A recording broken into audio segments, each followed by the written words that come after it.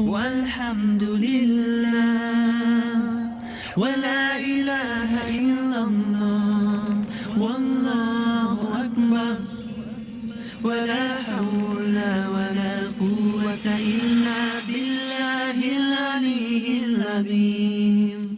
سبحان الله والحمد لله ولا إله إلا الله والله أكبر ولا حول ولا قوة إلا بالله العلي العظيم. السلام علیکم ورحمۃ اللہ وبرکاتہ. بسم اللہ الرحمن الرحیم. الحمدللہ رب العالمین والصلاة والسلام علی رسولہ الکریم وعلی آلہ وصحبہ اجمعین ومن تبعہ باحسان الی یوم الدین. اما بعد. محترم بھائیوں اور بہنوں، آج ہم ایک بہت ہی اہم اور حساس عنوان تقوی کے حوالے سے کچھ گزارشات پیش کرنا چاہیں گے. تقوی پائٹی، یہ تقوی کیا ہے اور اس کی ضرورت کیوں پیش آ رہی ہے اور کس کو ہم متقی کہیں گے؟ تقوی یہ بچنے کو کہتے ہیں، کسی بھی چیز سے بچنا اور بچانا، یہ ہے تقوی. اور دین اسلام میں کچھ چیزیں جو منع کی گئی ہیں ان سے بچنے والے کو متقی کہا جاتا ہے، اور بچنا یہ تقوی ہے. اللہ تعالیٰ کو تقوی بہت زیادہ پسند ہے، اور جو آدمی تقوی کی دولت سے خالی ہے اللہ تعالیٰ اس کی عبادت اور نیکیوں کو قبول نہیں فرماتے. اسی لیے تقوی پر جمعہ کے خطبات میں زور دیا جاتا ہے، تقوی کو مختلف مناسبتوں میں اس کا تذکرہ کیا جاتا ہے، کیونکہ یہ اصل میں بنیاد، یہ فاؤنڈیشن ہے، اسی پر ساری اسلام کی عمارت کھڑی ہوئی ہے. اسی لیے کہا گیا سورہ آل عمران کی آیت نمبر 102، جس میں بتایا گیا یا ایھا الذین آمنوا اتقوا اللہ حق تقاتہ، کہ اے ایمان والو تم ایسا تقوی اختیار کرو جیسے کہ اس کا حق ہے، اور کب تک؟ تمہاری موت بھی آئے تو حالت اسلام میں آئے. اب یہ تو کسی کو نہیں معلوم کہ اس کی موت کب آنے والی ہے، مگر اس میں یہ پیغام دیا گیا ہے کہ ہم اپنی زندگی کا ہر کام اسی تقوی کو سامنے رکھ کر کریں، برائیوں سے بچتے ہوئے، گناہوں سے معاصی سے اجتناب کرتے ہوئے، تاکہ اگر ہماری زندگی کا یہ دن آخری ثابت ہو اور موت آ جائے تو وہاں پر ندامت اور حسرت نہ ہو، وہاں پر پچھتاوا نہ ہو. کیونکہ محروم انسان وہ ہے جو اللہ تعالیٰ کے دربار میں اللہ تعالیٰ کی مخالفت کرتے ہوئے پہنچے. یقیناً وہ آدمی ناکام ہوگا جو اللہ تعالیٰ کی نافرمانی کرتے ہوئے اللہ تعالیٰ کے دربار میں پہنچے. اس لیے کہ ایسے لوگوں کے لیے اللہ تعالیٰ کے پاس کوئی مغفرت نہیں ہوگی. جیسے کہ قرآن کریم میں سورہ مائدہ کی آیت 27 میں بتایا گیا انما یتقبل اللہ من المتقین، اللہ تعالیٰ انہی کی عبادت قبول فرماتے ہیں جو متقی ہوں، جو پائس لوگ ہوں. اللہ تعالیٰ انہی بندوں کی جو عبادت ہے اس کو قبول فرماتے ہیں کہ وہ اللہ سے ڈرنے والے ہیں، اللہ تعالیٰ کا انہوں نے تقوی اختیار کیا. اور یہی صحابہ کرام کی شان ہے، یہی سلف صالحین کی عظمت کی پہچان ہے. جیسے سورہ یونس آیت 62 کے اندر جو بات بتائی گئی الا ان اولیاء اللہ لا خوف علیہم ولا هم یحزنون، اولیاء اللہ یعنی اللہ کے دوست، ان کے لیے کوئی خوف نہیں، کوئی رنج و ملال ان کے لیے نہیں ہے. لیکن ولی کون ہوتا ہے؟ جس کو میں ولی کہوں یا جس کو آپ ولی سمجھیں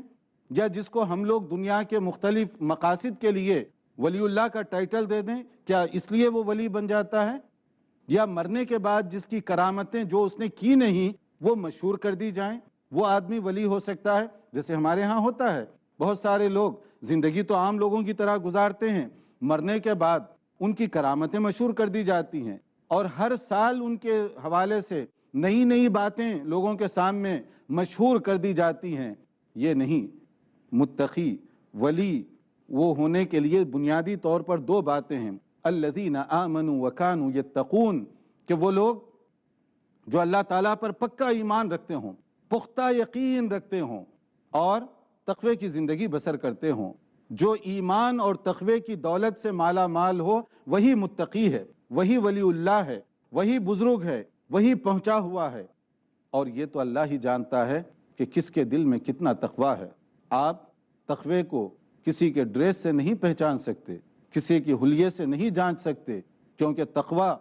یہ دل کی کیفیت کا نام ہے، یہ ظاہری اداکاری کا نام نہیں، یہ مخصوص قسم کے حلیے اور ڈریس بنانے کا نام نہیں ہے کہ اس کے ذریعے سے آپ دھوکے میں آ جائیں، یہ دیکھے بغیر کہ اس کا تقوی کیا ہے، اس کا عمل کیا ہے، وہ کیسی زندگی بسر کر رہا ہے۔ ہم یہ گزارش کریں گے کہ آپ کسی کے جبہ و دستار کو دیکھ کر یا کون اپنے ہاتھ میں کتنی بڑی تسبیح کے دانے رول رہا ہے، اس کو دیکھ کر اس کے تقوی کا فیصلہ نہ کیجیے۔ اس کی سیرت، اس کے اخلاق، اس کے کردار کو دیکھ کر آپ سمجھ سکتے ہیں کہ یہ آدمی کس درجے کا متقی ہے۔ اسی لیے قرآن کریم سورہ بقرہ کی ایک بہت مشہور آیت ہے 177 کہ اس کو 177، اس کو آپ دیکھیے، کتنی اہم آیت ہے جس کے اندر معیار تقوی اور نیکی کی کچھ باتیں بتائی گئی ہیں۔ لیس البر ان تولوا وجوہکم قبل المشرق والمغرب، سب سے پہلے یہ بتایا گیا کہ تقوی، نیکی اس بات کا نام نہیں ہے کہ تم صرف نمازیں پڑھنا شروع کر دو اور اپنا چہرہ ایک طرف کر کے بس نماز پڑھے چلے جاؤ، یہی نہیں ہے۔ نماز تقوی کی ایک پہچان ضرور ہے، مگر یہی سب کچھ نہیں ہے، بلکہ اس کے اندر ایک لسٹ طویل کھینچی گئی اور اس کے اندر بتایا گیا کہ وہ اللہ تعالیٰ پر سنجیدہ ایمان رکھنے والے ہیں، پختہ یقین رکھنے والے لوگ ہیں، اور اپنے اعمال کا بدلہ وہ اللہ ہی سے لینا چاہتے ہیں، لوگوں سے لینا نہیں چاہتے۔ نہ لوگوں کے دکھانے کے لیے وہ کوئی کام کرتے ہیں، ریاکاری، شوونگ آف یا اس طرح کی چیزوں سے وہ اپنے آپ کو بچائے رکھتے ہیں۔ اور پھر اس کے بعد ان کی کچھ عملی باتیں بتائی گئیں جن کا تعلق حقوق اللہ کے ساتھ بھی ہے، حقوق العباد کے ساتھ بھی ہے، اور وہ لوگ ایسے ہیں جو سیرت کے اندر، اخلاق کے اندر بہت زیادہ اونچے اور اعلیٰ ہوتے ہیں، مخلوق کے دکھ درد کو سمجھنے والے ہوتے ہیں، مشکلات اور پریشانیوں میں صبر کرنے والے ہوتے ہیں۔ یہ ایسی صفات ہیں، یعنی اس آیت کے اندر ایمان کی بات بھی بتائی گئی، حقوق اللہ کی بات بھی بتائی گئی، حقوق العباد کی بھی بات بتائی گئی، اخلاقیات اور سیرت کی بھی بات بتائی گئی، اور انسان کے اندر جو صبر و ضبط کا مادہ ہونا چاہیے ان کا تذکرہ کرنے کے بعد قرآن نے کہا کہ یہ ہیں اصل میں متقی لوگ، یہ ہیں اصل میں پرہیزگار لوگ، جن کے اندر یہ صفات پیدا ہو جائیں تو سمجھیے کہ اصل متقی یہ ہیں۔ اور جب یہ کوالٹی کسی آدمی کے اندر آ جائے، یعنی دل و دماغ کے اندر وہ تقوی کو اتار لے، تو آپ دیکھیے اس کی ظاہری زندگی کیسے تبدیل ہو جاتی ہے، وہ کس طرح سے پھونک پھونک کر کوئی کام کرنے کے عادی ہوتے ہیں، ہر گناہ سے، ہر معصیت سے وہ لوگ بچنے کی کس طرح سے کوشش کرتے ہیں۔ صحابہ کرام رضوان اللہ تعالیٰ علیہم اجمعین، ان کو آپ دیکھیے، ایک موقع پر حضرت ابوبکر صدیق رضی اللہ تعالیٰ عنہ، ان کی خدمت میں ان کے غلام نے کھانے پینے کی کوئی چیز پیش کی۔ حضرت ابوبکر رضی اللہ عنہ حسن نیت کے ساتھ کہ غلام ہے وہ لیے اور وہ کھا لیے۔ اس کھانے کے بعد اس غلام نے ان سے پوچھا کہ حضرت آپ کو معلوم ہے کہ یہ چیز کیا تھی اور کیسے میں نے حاصل کی؟ تب حضرت ابوبکر چونکے، کہا کہ کیا تھی؟ تو اس غلام نے بتایا کہ دراصل زمانے جاہلیت میں میں لوگوں کو ایسے ہی اٹکل پچو لگا کر فال دیکھا کرتا تھا، جس کو آج کل ہم کہتے ہیں فرچون ٹیلر، سود سیر، یا اس طرح کی چیزیں جو غیبی خبریں بتایا کرتے ہیں، کوئی ستارے دیکھ کر بتاتا ہے، کوئی کارڈ دیکھ کر بتاتا ہے، کوئی جو ہے اس طرح کی چیزوں کو دیکھ کر بتاتا ہے۔ تو اس نے کہا کہ اسی طرح کی کوئی چیز تھی اور مجھے وہ علم آتا نہیں تھا، لیکن میں ایسے ہی تک بندی کر دیا کرتا تھا، تو اس کے بعد تو میں مسلمان ہو گیا، اور وہ آدمی اب ملا تو وہ میری ایک مزدوری باقی تھی، تو وہ اس نے پیمنٹ کی شکل میں یہ چیز دی جو میں نے آپ کی خدمت میں پیش کی، جو آپ تناول فرما گئے۔ اب دیکھیے، یہ ہے حضرت ابوبکر صدیق رضی اللہ تعالی عنہ کا تقوی۔ جیسے ہی ان کو معلوم ہوا، حضرت ابوبکر صدیق رضی اللہ عنہ نے بہت برا محسوس کیا، مائنڈ کیا اس کو کہ تم مجھے پہلے بتا دیے ہوتے۔ اس کے بعد وہ انگلی ڈال کر اس کو الٹی کرنے کی انہوں نے کوشش کی، وومیٹنگ، کہ اس کو نکال دیں، کسی طرح باہر کر دیں اس کو۔ کیوں انہوں نے قے کی؟ فتوے کے اعتبار سے یہاں رکیے، فرق معلوم کیجئے۔ فتوے اور تقوی کا جو فرق ہوتا ہے، تقوی اور فتوی، فتوے کے اعتبار سے انہوں نے جان کر تو وہ حرام یا غلط چیز نہیں کھائی تھی، ان کو تو ان کے غلام نے پیش کی ان کی خدمت میں، وہ نوش فرما گئے، لیکن تقوی ان کو روک رہا تھا۔ فتوے کے اعتبار سے تو ان کے لیے درست تھا، مگر تقوی اس سے اونچی ایک شکل ہے۔ اور حدیث میں رسول پاک صلی اللہ علیہ وسلم نے ارشاد فرمایا دع ما یریبک الی ما لا یریبک، کہ ایسی چیزوں سے بھی پرہیز کرو جو شک و شبے کی ہیں، ڈاؤٹ فل چیزوں کو بھی چھوڑ دو، تاکہ جو چیزیں رسکی ہیں جس میں جا کر تم اپنے ایمان کو داؤ پر لگا دیتے ہو ان سے پرہیز کرو، خطرے سے بچ جاؤ گے۔ تو حضرت ابوبکر صدیق رضی اللہ عنہ کا یہ تقوی تھا، اس تقوی کی بنیاد پر انہوں نے یہ کام کیا۔ تو یہ ایک مثال ہے اس بات کو سمجھنے کے لیے کہ تقوی جب آدمی کے دل و دماغ میں آ جاتا ہے تو وہ ویک پوائنٹ تلاش نہیں کرتا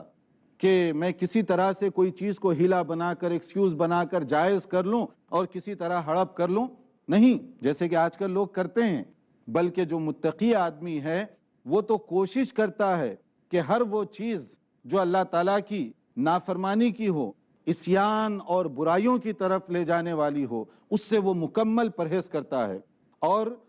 جو چیز ڈاؤٹ فل ہے وہ اس سے بھی اپنے آپ کو بچائے رکھتا ہے۔ تو اس لیے ہمیں جو ہے وہ تقوی اور پرہیزگاری کی جو کیفیت ہے وہ اپنے اندر پیدا کرنی چاہیے، تاکہ ہمارا جو عمل ہے اللہ تعالیٰ کی بارگاہ میں وہ قبول ہو سکے، اور ہمارے اعمال کے اندر بھی وہ برکت ہو سکے، ہماری دعاؤں کے اندر بھی وہ تاثیر پیدا ہو سکے۔ ان سب کے لیے ضروری ہے کہ ہم تقوی کی کیفیت کو اپنائیں۔ یہاں پر ہم ایک چھوٹا سا وقفہ لیں گے اور اس کے بعد تقوی سے متعلق کہ اس کے کیا فائدے ہیں اور جو عبادات کے ذریعے سے یہ تقوی کیسے حاصل کیا جا سکتا ہے اور متقی آدمی کی کیا پہچان ہے، اس سلسلے میں ہم کچھ گفتگو کریں گے۔ دیکھتے رہیے پروگرام، تھوڑی دیر کے بعد پھر آپ کی خدمت میں حاضر ہوتے ہیں۔ سبحان اللہ وقفے کے بعد دوبارہ آپ کی خدمت میں حاضر ہیں، اور وقفے سے پہلے ہم نے تقوی اور متقی اس کی اہمیت کے حوالے سے کچھ باتیں بتائی ہیں۔ اب آئیے کہ تقوی کے فائدے کیا ہوتے ہیں اس کو بھی ہم ذرا پہچانیں، تاکہ علی وجہ البصیرہ سمجھ کر ہم اپنے اندر یہ صفت پیدا کرنے کی کوشش کریں۔ سورہ اعراف آیت نمبر 96، اس میں اللہ تعالیٰ کی طرف سے ایک بشارت دی گئی، ایک خوشخبری دی گئی متقی بندوں کے لیے۔ وَلَوْ أَنَّ أَهْلَ الْقُرَىٰ آمَنُوا وَاتَّقَوْا لَفَتَحْنَا عَلَيْهِمْ بَرَكَاتٍ مِّنَ السَّمَاءِ وَالْأَرْضِ، کہ اگر یہ جو اہل قریہ ہیں، گاؤں والے، علاقے والے، بستی والے لوگ اگر ایمان لے آئیں، تقوی کی دولت سے مالا مال ہو جائیں، تو اللہ تعالیٰ خیر و برکت کے خزانے آسمان سے بھی نازل فرمائے گا، اور زمین سے بھی ان کے لیے رحمت کے خزانے نکالے جائیں گے۔ یعنی آسمان سے بھی ان کے لیے خزانے آئیں گے اور زمین سے بھی خزانے، آسمان سے خیر و برکت کی بارش اور زمین سے بہترین پیداوار زمین سے، اور اللہ تعالیٰ نے اس کے اندر جو خزانے مخفی رکھے ہیں وہ ان لوگوں کی خدمت میں دیے جائیں گے جو لوگ متقیانہ زندگی بسر کرتے ہوں، جو تقوی کی دولت سے مالا مال ہوں، تو زمین اور آسمان سے یہ خیر و برکت ان کے لیے نازل کی جائے گی۔ اسی لیے اسی طرح سے کہا گیا سورہ طلاق کے اندر کہ اگر کوئی لوگ اللہ تعالیٰ کا تقوی اختیار کریں، وَمَن يَتَّقِ اللَّهَ يَجْعَلْ لَهُ مَخْرَجًا وَيَرْزُقْهُ مِنْ حَيْثُ لَا يَحْتَسِبُ، جو اللہ تعالیٰ کا تقوی اختیار کریں تو اللہ تعالیٰ ان پر کیسے فضل فرماتے ہیں، ہر رنج و غم سے، ہر پریشانی سے، ہر مصیبت سے ان کو نجات دے دی جاتی ہے، کیونکہ وہ اللہ کے دوست جو بن گئے، اللہ کے ولی جو بن گئے۔ بھلا اللہ تعالیٰ اپنے اولیاء کو ضائع فرمائے گا؟ آپ اگر کسی کو اپنا دوست بنا لیں تو آپ کی یہ خواہش ہوتی ہے کہ اگر اس کی کوئی مصیبت ہو تو آپ دور کریں اس کی مصیبت کو۔ مصیبت کے وقت میں کام آنے والے ہی کو صحیح دوست سمجھا جاتا ہے، تو آپ کا کیا خیال ہے؟ اللہ رب العالمین کسی کو دوست بنائے اور وہ مصیبت اور پریشانی میں اس کو ویسے ہی چھوڑ دے؟ اور ان کے لیے ایک اور بات بھی بتائی گئی کہ اللہ تعالیٰ اس کے لیے روزی کا ایسے غیب سے انتظام فرماتے ہیں جو آدمی کے وہم و گمان میں بھی نہیں ہوتی۔ آپ نے دیکھا ہوگا کہ بعض اوقات اللہ تعالیٰ کے کیسے کیسے انتظامات ہوتے ہیں، آدمی سوچتا بھی نہیں ہے کہ وہاں سے اس کو پیسے ملیں گے، سوچتا بھی نہیں ہے کہ وہاں اس کو جاب ملے گی، سوچتا بھی نہیں ہے کہ وہاں سے اس کو خیر و برکت حاصل ہوگی، لیکن اللہ تعالیٰ کے خزانوں میں کوئی کمی نہیں ہے۔ کمی ہے تو ہمارے ایمان میں، کمی ہے تو ہمارے اپنے تقوی میں۔ اللہ تعالیٰ کے جو بندے ہیں کس کس طریقے سے اللہ تعالیٰ ان کو سرفراز فرماتے ہیں۔ تو ہمیں چاہیے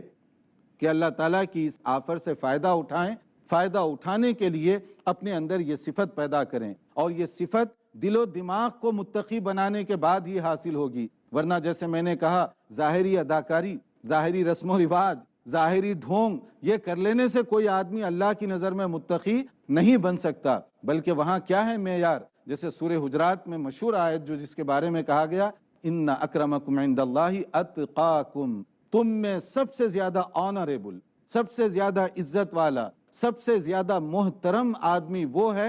جو سب سے زیادہ متقی ہو۔ یہ نہیں کہا گیا کہ جس کے کپڑے سب سے زیادہ جو ہے دیکھنے میں بہت ہی زیادہ اپ ٹو ڈیٹ لباس وہ پہنتا ہو، بہت بڑے بڑے وہ اس کے لباس اور بہت بڑا بڑا انداز ہو اس کا، نہیں،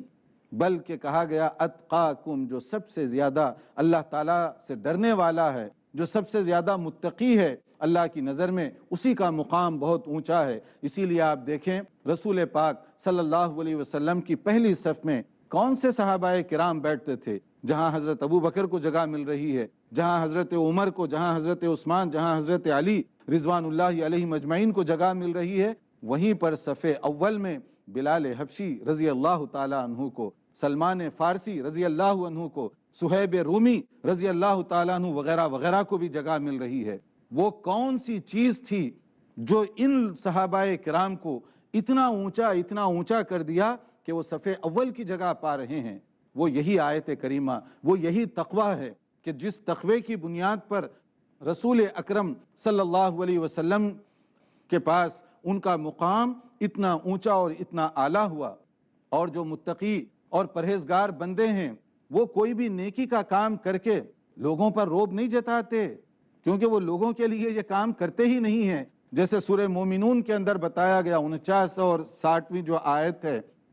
آپ اس کا مطالعہ کریں، 59 اور 60 اس دونوں کے اندر ایک جو اہم بات بتائی گئی مومن بندوں کے لیے، ان کی پہچان کے لیے، والذین یؤتون ما آتوا وقلوبہم وجلۃ انہم الی ربہم راجعون، کہ جو لوگ اللہ کے راستے میں دیتے بھی ہیں، نیکیاں کرتے بھی ہیں، صدقہ اور خیرات بھی کرتے ہیں، اچھے کام بھی کرتے ہیں، پھر بھی خوف زدہ رہتے ہیں کہ پتہ نہیں ہماری نیکی قبول ہو کہ نہ ہو۔ ایک موقع پر ام المؤمنین حضرت عائشہ رضی اللہ تعالی عنہا نے سوال کیا، اے اللہ کے نبی صلی اللہ علیہ وسلم، کیا اس آیت سے مراد ایسے لوگ ہیں جو اخلاقی برائیوں میں مبتلا ہیں، یعنی جیسے زناکاری ہے، چوری ہے وغیرہ، ایسے لوگ ہیں جو نیکی کر کے ڈرتے ہیں؟ تو نبی پاک صلی اللہ علیہ وسلم نے فرمایا، نہیں اے بنت صدیق، یہ وہ لوگ نہیں ہیں، بلکہ اس آیت کا مراد وہ لوگ ہیں جو بہت نیک ہیں، نمازیں پڑھتے ہیں، روزہ رکھتے ہیں، اچھے کام کرتے ہیں، مگر اپنی عبادت پر ٹھیکا بھروسہ نہیں کرتے،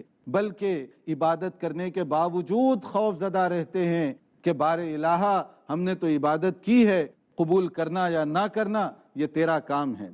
اسلام کے اندر آپ دیکھیں کہ مختلف جو عبادتیں ہیں، ان عبادتوں کا مقصد کیا ہے؟ اسی تقوی کو ابھارا جائے، اور بنیادی طور پر جتنا تقوی ہوگا، جتنا اخلاص ہوگا، عبادت اتنی ہی زیادہ اجر و ثواب کا مستحق آدمی کو بنائے گی۔ یہاں پر کوانٹیٹی نہیں، کوالٹی دیکھی جاتی ہے، کتنا دے رہے ہیں یہ نہیں دیکھا جاتا، بلکہ کس نیت اور جذبے سے دے رہے ہیں یہ دیکھا جاتا ہے۔ اگر آدمی 2 رکعت نفل پڑھتا ہے لیکن بڑی اچھی نیت اور ارادے کے ساتھ، تو بڑا ثواب ملے گا اس کو، اس آدمی کے مقابلے میں جو عبادت تو بہت کر رہا ہے لیکن نیت میں فتور آ گیا، اور کوئی دنیاوی مقصد آ گئی تو دنیاوی مقصد کے لیے وہ عبادت کر رہا ہے، تو وہ جو اس کا تقوی ہے وہ گھٹ جائے گا، اور جو ثواب ملنا چاہیے وہ اس طرح کا ثواب نہیں ملے گا۔ ایک آدمی ہو سکتا ہے کہ ایک کھجور کے ذریعے، جیسے نبی صلی اللہ علیہ وسلم نے فرمایا کہ تم جہنم کی آگ کو ٹھنڈا کر سکتے ہو، ایک کھجور کی کیا قیمت، مگر حسن نیت اور اخلاص کے ساتھ دیا جانے والا کھجور اس غریب مخلص مسلمان کو جہنم کی آگ سے بچانے کا ذریعہ بن جائے گا۔ تو یہاں پر کوالٹی اصل ہے، کس جذبے سے آپ کر رہے ہیں، یہی کوالٹی مقصود ہے ہماری نماز میں، یہی کوالٹی مقصود ہے حج میں، زکوٰۃ میں، قربانی میں، ہر چیز میں۔ فرمایا گیا لن ینال اللہ لحومها ولا دماؤها ولکن ینالہ التقوی منکم، اللہ تعالیٰ کو تمہارے جانوروں کی گوشت پوست کی ضرورت نہیں، بلکہ دیکھا یہ جاتا ہے کہ اس وقت تمہارے تقوی کی کیا کیفیت ہے۔ اسی کے مطابق جانور جو قربانی میں استعمال کیا جائے، اس کے ایک ایک بال کے عوض میں اجر و ثواب دیا جائے گا۔ اور حج کیا ہے؟ حج کے اندر بھی یہی تقوی ہے، کہا گیا وَتَزَوَّدُوا فَإِنَّ خَيْرَ الزَّادِ التَّقْوَى وَاتَّقُونِ يَا أُولِي الْأَلْبَابِ، کہ تم زاد راہ پروویژن اس کا اہتمام کرو۔ جیسے ہم بھی حج کے جانے کے لیے تیاری کرتے ہیں، کون سی تیاری؟ کپڑوں کی، پیسوں کی، پیکیج کی، گروپ لیڈرز کی، وغیرہ وغیرہ۔ مگر جو تیاری اصل کرنی چاہیے، جس کو قرآن کریم نے اہمیت کے ساتھ بیان کیا، اس میں غفلت کی جاتی ہے۔ اور وہ تیاری کون سی ہے؟ وہ ہے تقوی کی تیاری۔ حج کے سفر پر جانے سے پہلے اپنے دل و دماغ کو کھنگالو، اس میں پائی جانے والی کدورتوں کو دور کرو، بیماریوں کو دور کرو، تاکہ یہ سفر قدم قدم پر اجر و ثواب کا تم کو مستحق بنا دے، قدم قدم سے نیکیاں بھرتی چلی جائیں۔ اس کے لیے آدمی کو پہلے سے تقوی کی زندگی کی عادت ڈالنی ہوگی، برائیوں سے اجتناب کرنا ہوگا، تبھی اس کا سفر حج سفر مبارک بن جائے گا۔ اور گناہوں سے دھل دھلا کر، جیسے نیو بورن بیبی، معصوم بچہ دنیا میں آتا ہے، ایسے حاجی حج کر کے واپس آئے گا۔ اور اسی طرح سے ہماری نماز، اس کا بھی کیا مقصد ہے؟ یہی پرہیزگاری۔ اسی لیے وہ نماز اللہ تعالیٰ کے بارگاہ میں زیادہ اجر و ثواب دی ہے جو خشوع کے ساتھ ادا کی جائے۔ قد افلح المؤمنون الذین هم فی صلاتهم خاشعون، ایسے لوگ کامیابی پائیں گے، ایسے مسلمان فلاح پائیں گے جو خشوع کے ساتھ اپنی نماز پڑھنے والے ہوں گے، جس کے اندر دکھاوا نہ ہو، جس کے اندر سستی، غفلت، کیئرلیس، اس طرح کی چیزیں نہ پائی جاتی ہوں۔ اس طرح سے اگر کوئی عبادت کرے گا تو اس کی عبادت اللہ تعالیٰ کو بہت پسند ہے، اور ایسے لوگوں کے لیے دنیا میں بھی یہ خوشخبریاں سنائی گئیں اور آخرت میں بھی ان کے لیے بڑا اجر رکھا گیا۔ وَأَمَّا مَنْ خَافَ مَقَامَ رَبِّهِ وَنَهَى النَّفْسَ عَنِ الْهَوَىٰ فَإِنَّ الْجَنَّةَ هِيَ الْمَأْوَىٰ، جو اللہ تعالیٰ سے ڈرے اور اللہ کا تقوی اختیار کرتے ہوئے اپنے نفس کو برائیوں سے بچائے رکھا، ڈیزائر سے بچائے رکھا، غلط جو شریعت سے ٹکرانے والی ہوں، تو پھر اللہ تعالیٰ نے اس کے لیے خوشخبری سنائی کہ اس کے لیے جنت یہ اللہ تعالیٰ کی طرف سے تیار کی ہوئی ہے۔ جنت اس آدمی کے لیے ٹھکانہ ہے۔ اب ہمیں یہاں پر تھوڑا سا جائزہ لینا چاہیے اپنے اپنے دلوں کو، اس لیے کہ کسی کو یہ جواب نہیں دینا ہے، ہم جواب دیں اللہ رب العالمین کے آگے جو علیم بذات الصدور ہے، جو دل کی دھڑکن سے بھی واقف ہے، کون کیا کام کس جذبے سے کر رہا ہے، کس نیت سے کر رہا ہے، وہ اس کو جانتا ہے۔ میں دنیا والوں کو تو دھوکہ دے سکتا ہوں، اللہ رب العالمین جو عالم الغیب ہے، جو علیم بذات الصدور ہے، اس کو میں دھوکہ نہیں دے سکتا۔ مجھے تنہائی میں بیٹھ کر تھوڑا سا جائزہ لینا چاہیے کہ کیا میں اپنے عمل یہ لے کر اللہ تعالیٰ کی بارگاہ میں پیش ہو سکتا ہوں؟ کیا میرے پاس کوئی ایسی چیز ہے جو قیامت کے دن اللہ کے عذاب سے مجھے بچا لے اور اللہ کی نعمتوں کا مجھے مستحق بنا سکے؟ ہماری بہنوں کو بھی کچھ دیر کے لیے تنہائی میں بیٹھ کر غور کرنا چاہیے کہ ہم جو عبادت کر رہے ہیں، کیا وہ عبادت وہی ہے، اسی طرح سے ہم کر رہے ہیں جیسے کہ کرنے کا حکم دیا گیا، جیسے کہ کرنے کا طریقہ بتایا گیا؟ یہ ہم اگر اس تصور کے ساتھ تھوڑی دیر کے لیے بیٹھیں گے تو ہمیں اپنا نفس، اپنا دل خود جواب دے گا۔ مجھے جواب صرف اللہ رب العالمین کے آگے دینا ہوگا۔ تو اس لیے ہم اپنا احتساب کریں اور وقت جانے سے پہلے اپنے اندر تقوی کی دولت کو پیدا کریں، اخلاص کی دولت کو پیدا کریں، تاکہ آخرت ہماری کامیابی و کامرانی کے ساتھ گزر ہو سکے، اور آخرت کا جو انجام ہے وہ بہتر سے بہترین شکل میں ہمارے سامنے آ سکے۔ اللہ تعالی ہمیں تقوی کی دولت سے مالا مال فرمائے۔ وآخر دعوانا ان الحمد للہ رب العالمین، والسلام علیکم ورحمۃ اللہ وبرکاتہ۔ سبحان اللہ والحمد للہ ولا الہ الا اللہ واللہ اکبر ولا حول ولا